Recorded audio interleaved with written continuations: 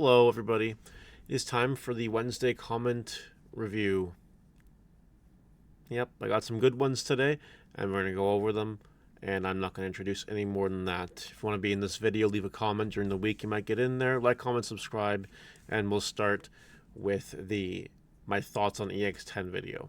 Tesmic starts us off with, I'm going to play Beals because he's legit my first deck, but I'm not expecting much, but I'm really hoping the deck is usable with the new cards.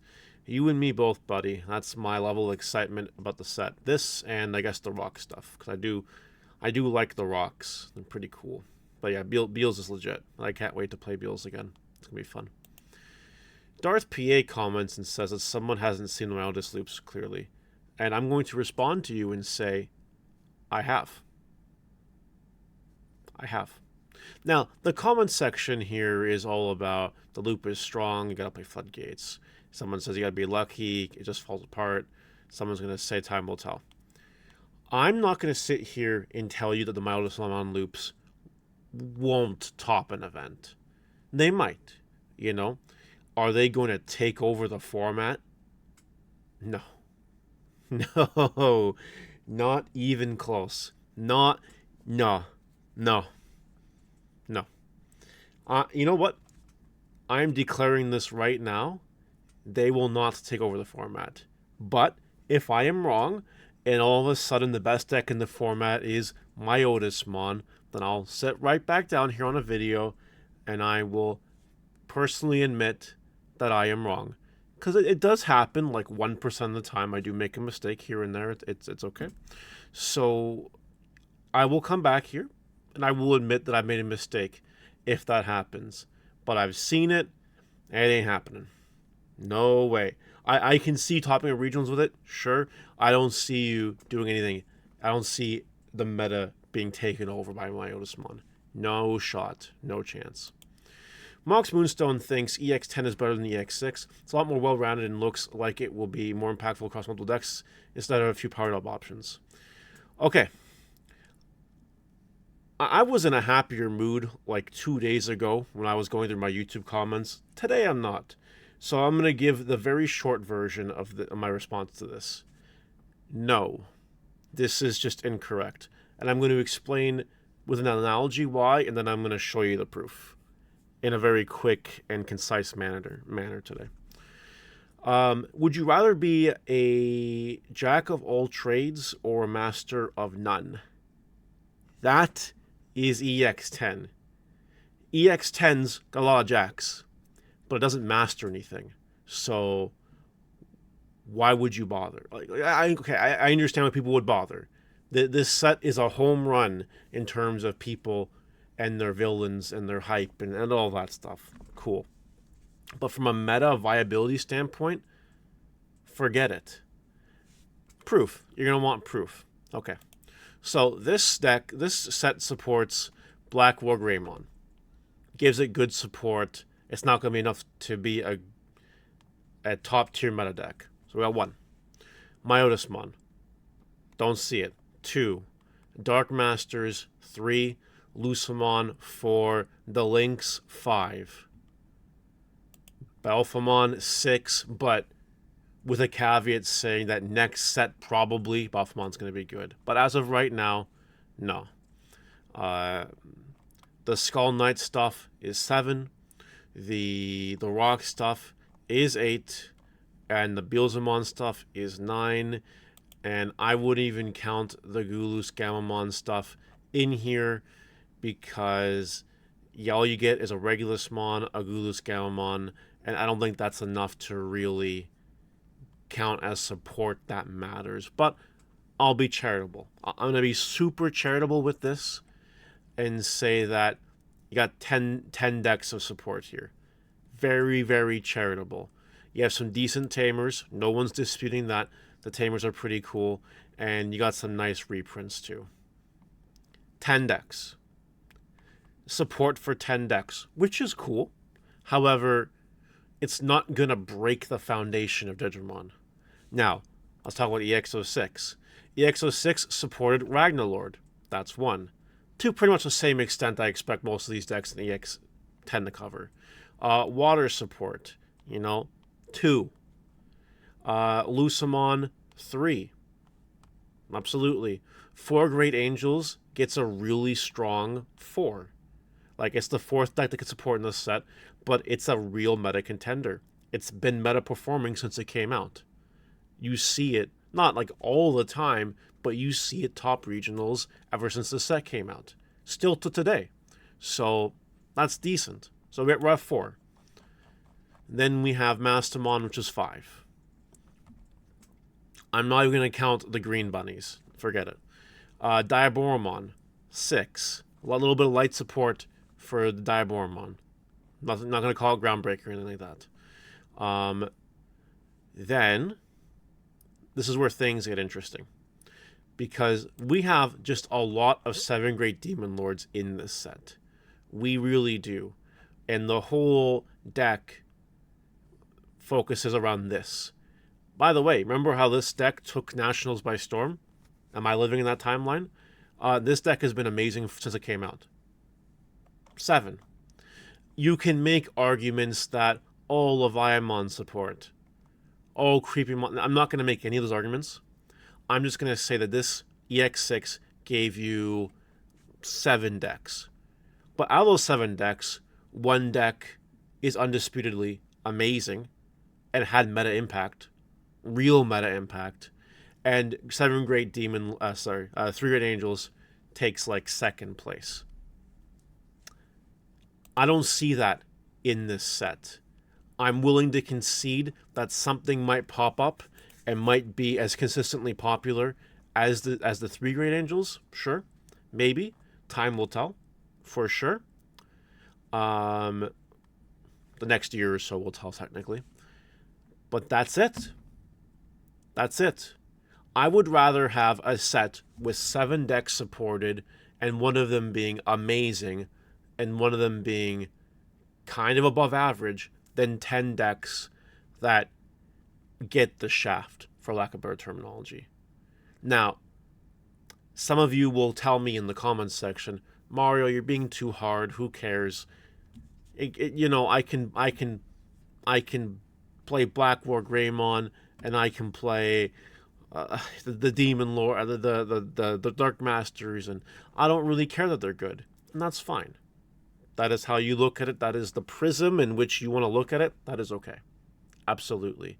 But when we're looking at things from what's going to impact premier events, it's not going to be EX10. Not really. You'll see the odd deck top in the coming days. Absolutely you will. Not disputing that. But you're not going to see massive dumps of these decks all over the place. Not even close. You're just not going to. Again, I'll give Mox Moonstone here the same answer as the last guy. If something happens and some deck pops out of the woodwork and is just amazing, better than expectations, and I'll come here and say I was wrong. That's fine. And one final thing I do want to address. People do make the argument that EX06 is just ridiculously expensive, so it's going to be better than EX10. That's not necessarily apples and oranges, because EX10 is being printed normally. EX06 was not printed normally. It was printed less than normally. That's why the price fluctuation with this set has always been so high. So I just want to clarify that point. I don't want anyone to get confused. We're just looking at merits of the cards within the set. We're not looking at print run.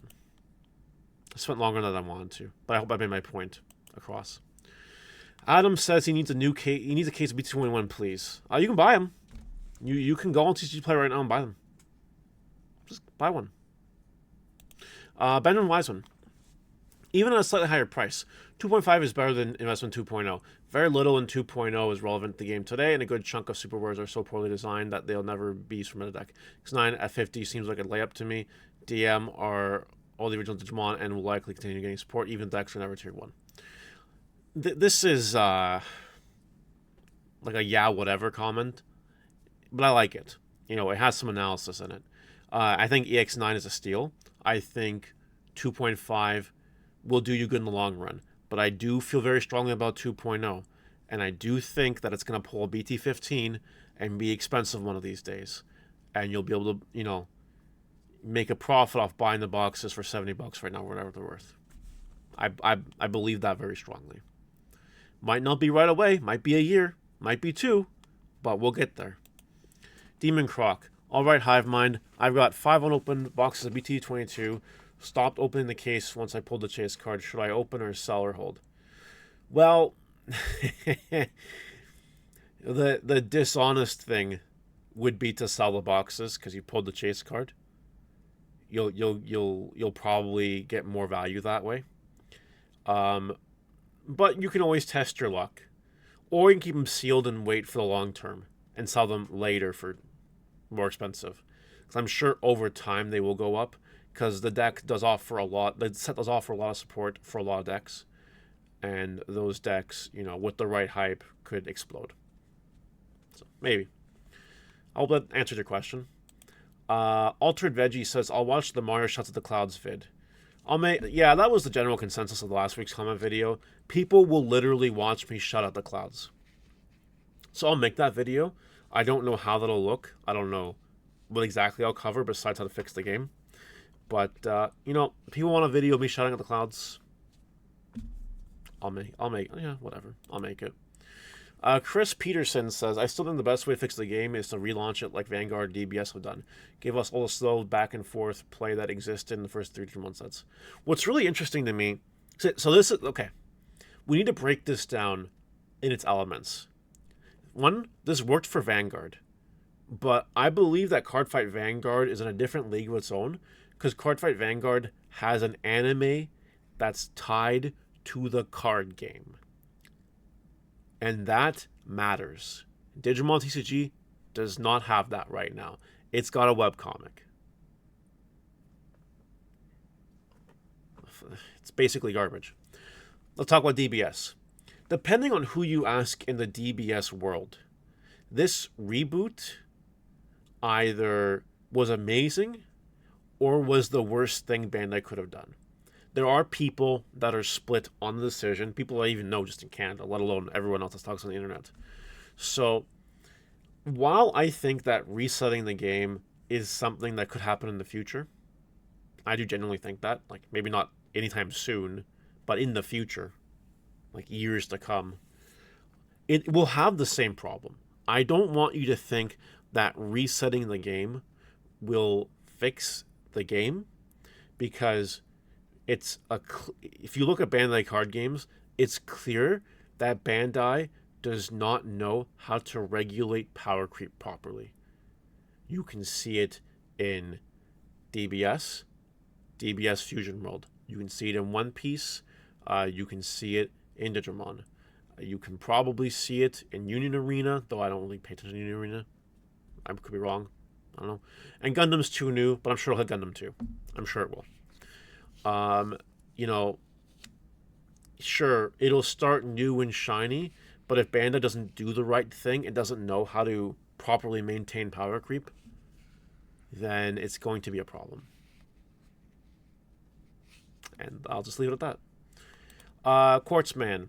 I think the best way to fix the game would be the nuclear ban list, hitting things like Ruin Mode and Staples, like you said. Mostly I feel like it would be more likely to go to rotation, although I would hate that.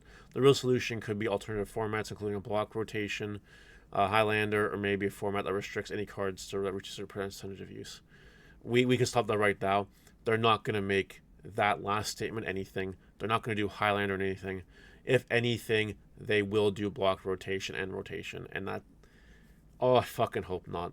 I know the last letter to the public, Bandai said we're not thinking about rotation, but we'll revisit it in the future. Basically something worded like that. Don't know exactly what they said anymore.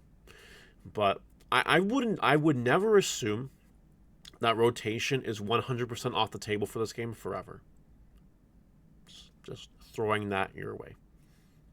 Nuclear ban list would help, but they'd have to actually like not release broken cards on top of that. You know what I mean? Kind of dying. I'll take a drink, and then we're going to move on. Water's tasty. Water's delicious. Gleno Marauder. The challenge is fine, man. We're referencing now the video of me taking Digimon profits and sticking them in the stock market.